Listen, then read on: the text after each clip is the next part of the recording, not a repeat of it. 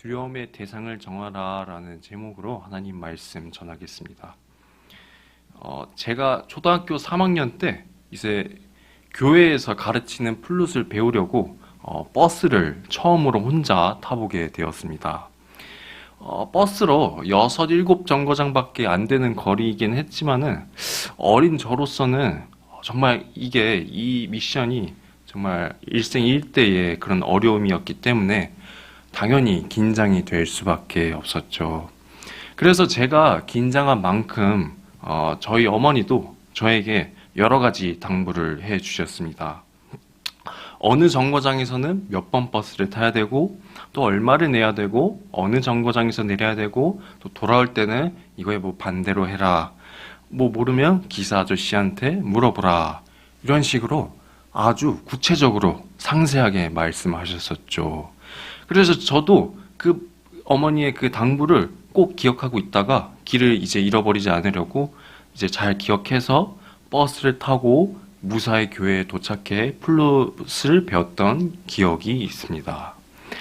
오늘 말씀도 비슷합니다. 초등학생이 2km 남짓되는 거리를 떠나는 일도 부모님이 자식에게 신신당부를 할 수밖에 없죠. 하물며 영혼 구원을 위해서 길을 떠나는 제자들에게 예수님께서는요, 오늘 읽은 이 본문 말씀의 내용을 전하시는 것입니다. 저희 한번 같이 살펴보도록 할 텐데요. 본문에서는요, 예수님이 이제 30살에 공생의 사역을 시작하시면서 이제 대략 2년째 접어들 때였습니다. 이제 예수님은요, 제자들에게 갈릴리 지역 내에 있는 여러 고을을 돌아다니면서 복음을 전파하고 또 병을 고치라고 명령하시는 것이죠. 그런데 제자들이 가야 할 길은요, 결코 쉬운 길이 아니었습니다. 뭐 어디 단순하게 여행을 떠나는 그런 차원이 아니었고요. 병을 고치고 또 복음을 전함에 있어서 많은 어려움과 무시와 조롱을 감수해야 했기 때문이었죠. 그렇다고 해서 제자들이 뭘 가지고 있었던 것도 아니었습니다. 제자들이 여러 가지 직업들로 이렇게 있긴 했지만은 대부분 제대로 교육을 받은 것도 아니었고, 뭐 재물이 많다거나 명성이 높다거나 한 것도 아니었죠. 그렇다면 이런 제자들이 뭘 할 수 있었을까요? 그들은 예수님을 따라다니면서 예수님의 사역과 기적을 바로 곁에서 지켜보기는 했지만은 정작 예수님이 가르치시는 그 말씀들을 다 이해하지는 못했습니다. 제자들이긴 하지만은 참 부족한 사람들이었죠. 예수님께서는 이런 제자들의 속사정을 알고 계셨고 또 그렇기에 앞으로의 복음 전파에 있어서 어떻게 해야 할지 차근차근 말씀으로써 제자들에게 당부하시는 것이 바로 오늘 장면입니다. 우리 24절과 25절 말씀인데요. 한번 같이 읽도록 하겠습니다. 제자가 그 선생보다 또는 종이 그 상전보다 높지 못하나니 제자가 그 선생 같고 종이 그 상전 같으면 족하도다. 집주인을 바알세불이라 하였거든 하물며 그 집 사람들이라. 네, 예수님께서는요 자신과 제자들과의 관계에 있어서 마치 선생과 제자 또는 종과 상전으로 짧게 비유하십니다. 가르치는 스승이 그 가르침으로 말미암아 조롱을 받으면요, 그 가르침을 따르는 제자들도 조롱을 받을 수밖에 없는 것이고, 또 주인이 핍박을 받으면요, 그 주인에게 속한 종들도 핍박을 받을 수밖에 없다는 내용이죠. 여기까지 들으면요, 예수님의 말씀이, 오늘 이 말씀이 상당히 차갑게 들리기도 합니다. 좀 우리가 사회생활을 하면서 좀 안심하라고, 괜찮아, 별일 없을 거야, 잘 될 거야, 이렇게 말씀하시면 참 좋았을 텐데, 우리가 알다시피 예수님은 진실되시고 또 거짓말을 하지 않으시는 분이시죠. 그래서 듣기 좋은 거칠애적인 말씀은 하지 않으셨습니다. 이제 예수님은요, 앞으로 자신을 따르는 그리스도인들이 어떠한 상황에 처하게 될지 정확하게 알려주셨던 것이었습니다. 당장 오늘을 살아가는 그리스도인들의 모습을 볼 때도 참 그렇죠. 예수님을 전한다는 이유로 교회에 나가서 예배를 드린다는 이유로 조롱을 받고 놀림을 받고 어쩔 때에는 가정 내에서 또 어쩔 때는 직장 내에서 공동체 내에서 크고 작은 핍박들이 일어나기도 하는 것입니다. 제가 2주 전에 가정교회 평신도 세미나를 다녀왔었습니다. 너무나 귀하고 좋은 시간이었죠. 그곳에서 이제 저 말고 다른 전도사님 한 분이 저랑 같은 조로 편성이 되어서 참 많은 이야기를 나누게 되었습니다. 이게 전도사님들끼리 만나면은 뭔가 좀 통하는 게 있는 것 같아요. 그래서 새벽까지 이제 여러 가지 이야기를 나누면서 그 전도사님이 사역을 하면서 힘들었던 이야기를 이제 꺼내셨는데 그 전도사님은 사역을 성인 때부터 이제 20살 때부터죠. 성인 때부터 처음 시작하게 되면서 7년이나 같은 교회에 있었다고 합니다. 그래서 그 교회에서 이제 7년 동안 사역을 했는데 그 교회는 노방전도를 이제 주로 하는 교회였습니다. 그래서 이제 초등학생 대상으로 간식도 나눠주고 또 기타를 치기도 하면서 교회 한번 나오라고 이렇게 전도를 했다고 합니다. 물론 그 노방전도의 과정이 결코 쉬운 일은 아니었다고 합니다. 민원이 들어올 때가 있기도 했고요. 또 기타를 치면서 찬양을 부르는데 이제 아이들이 막 기타를 뺏으려고 막 그러는 아이들도 있었다고 합니다. 그런 별별 일들을 다 겪었다고 했는데 그렇게 우여곡절 끝에 7년간의 노방 전도를 했는데 그동안 몇 명의 아이들이 이제 교회에 나왔냐면은요. 혹시 몇 명이 나왔을 것 같나요? 무려 단 한 명의 아이들도 교회에 나오지 않았다는 것입니다. 정말 7년이라는 그 긴 시간 동안에 노방 전도를 했는데 정말 한 명도 이렇게 나오지 않아서 전도사님도 나름 좀 충격이 있으셨겠죠. 그래서 이제 그 오랫동안 전도를 했으니까 이제 얼굴에 익은 아이들이 보일 것 아닙니까? 그래서 그 얼굴에 익은 그 친구들한테 왜 혹시 교회 안 나오니? 혹시 올 마음이 없어? 이렇게 물어보면요. 아이들 대부분이 이렇게 대답했다고 합니다. 부모님이 예배 드리지 말랬어요. 라고 말했다는 것이죠.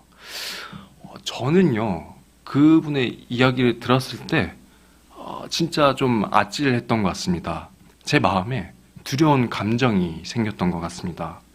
왜냐면요, 그분은요, 되게 밝고 열정적이신 분이셨어요.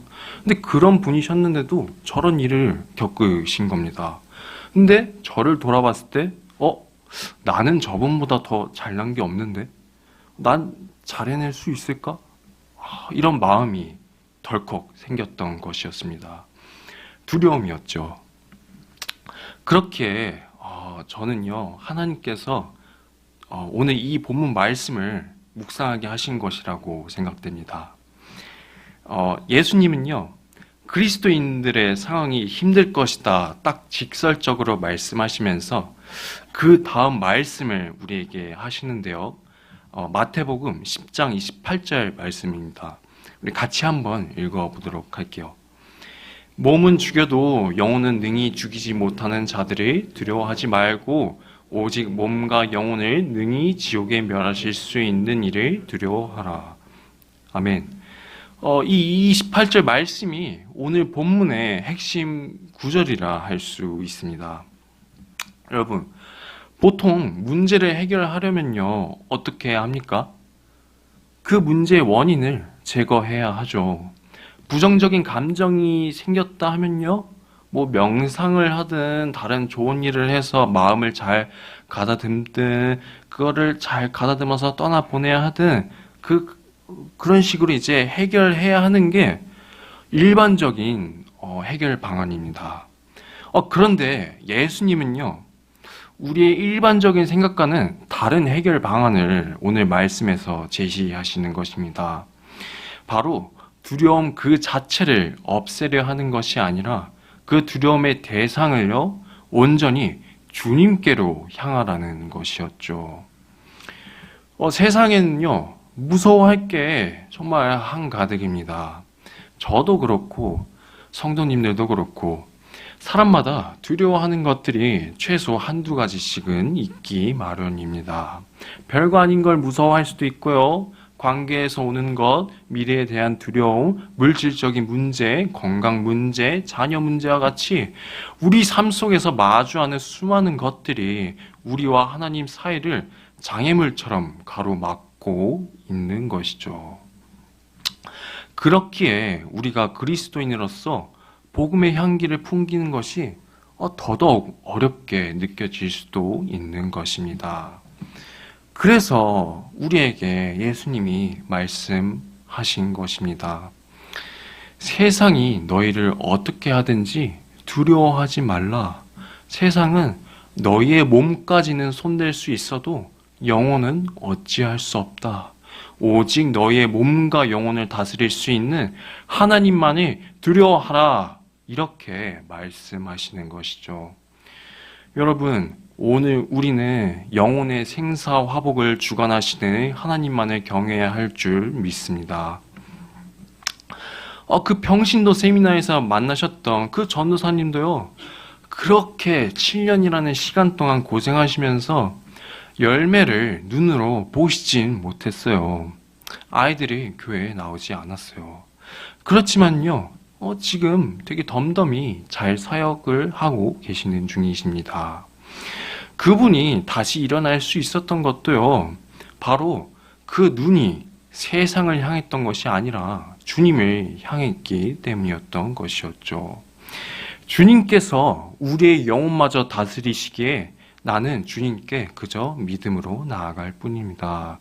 나의 시선을, 나의 두려운 감정을 오직 주님께 향할 뿐입니다. 이런 고백을 갖고 나아가는 것이기 때문이었죠. 존 버년이 지은 천로역정이라는 책에는요, 한 가지 큰 특징이 있습니다. 뭐냐면요, 바로 등장인물의 이름을 살펴보면 그 사람이 천국에 가게 될지 아님 지옥에 가게 될지 유추가 가능하다는 것입니다. 예를 들면요, 무지. 이 무지라는 사람은 천국에 갔을까요? 아니면 못 갔을까요? 네, 맞습니다. 못 갔죠. 이 무지는요, 그 이름답게 하나님을 잘 안다고 입으로는 막 떠들었지만은 사실은 하나님에 대한 무지함이 있었기 때문에 결국 지옥에 가게 됩니다. 그런데 천로역정을 읽다 보면요, 또 한 인물이 이렇게 나오는데 바로 두려움이라는 사람입니다. 이렇게 생겼는데요, 되게 소심하게 생겼죠. 막 눈치 보면서 딱 봐도 겁이 많을 것 같은 인상입니다. 영어로는 미스터 피어링이라고 하는데, 이 두려움 씨는 어떻게 됐을 것 같나요? 천국에 갔을 것 같나요? 아니면 지옥에 갔을 것 같나요? 이 두려움 씨는요, 되게 소심했고요. 누가 옆에서 말만 걸었다 하면요, 되게 깜짝깜짝 놀라는 그러한 사람이었습니다. 근데 이 사람도 천국을 향해 가고 싶었긴 했나 봐요. 그래서 천국으로 가려고 했는데 좁은 문을 통과해야 했거든요. 근데 그 문을 두들기기만 하면 됐었는데 그 문 두들기는 것도 무서워가지고 몇 날 며칠을 밖에서 떨고 있던 그런 사람이었습니다. 그러니까 되게 안타깝죠, 보기에도. 그래서 이 두려움이라는 사람에게 담대라는 이름의 보디가드를 붙이게 되는데요.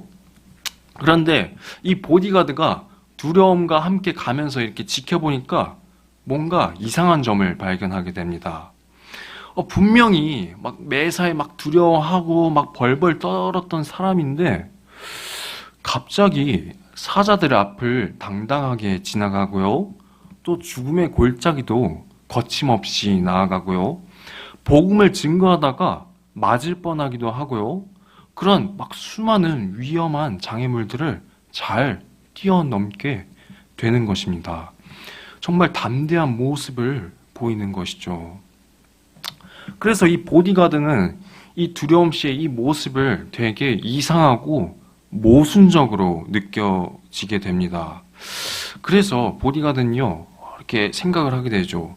왜 이런 사람이 갑자기 막 저렇게 거침없이 막 나아가고 천국을 향해서 이렇게 나아갈 수 있지? 라고 이렇게 생각을 하다가 그 이유를 알게 되죠.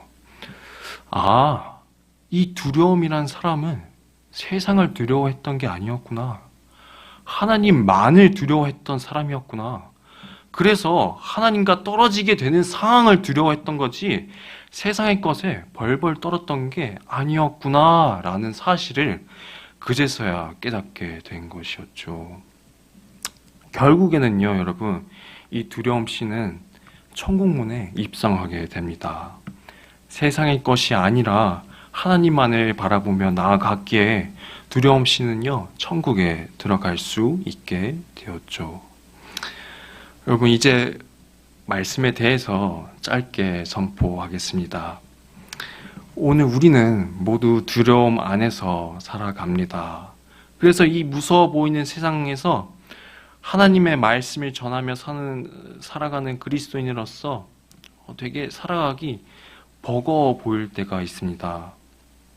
바로 그럴 때 예수님께서는요, 오늘 우리에게 그 가지고 있는 두려움을 하나님께로 향하라고 말씀하시는 것입니다.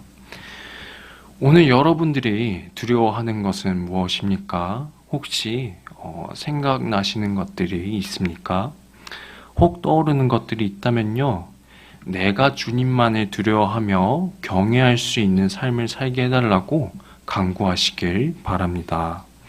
주님, 내가 다른 무엇을 두려워하는 것이 아니라 오직 주님만을 경외하게 하시옵소서. 하나님만을 두려워하는 것이 바로 성경에서 말하는 하나님 경외의 삶을 온전히 사는 것이고요. 또 세상을 능히 이겨내는 방법인 줄 또한 믿습니다. 그래서 그분의 크신 위엄과 권능과 사랑 앞에서 우리가 그분을 두려워하고 경외함으로써 지금 여기 모인 이 공동체가 담대한 교회 공동체로 만들어지길 주님의 이름으로 이 시간 간절히 소망드립니다.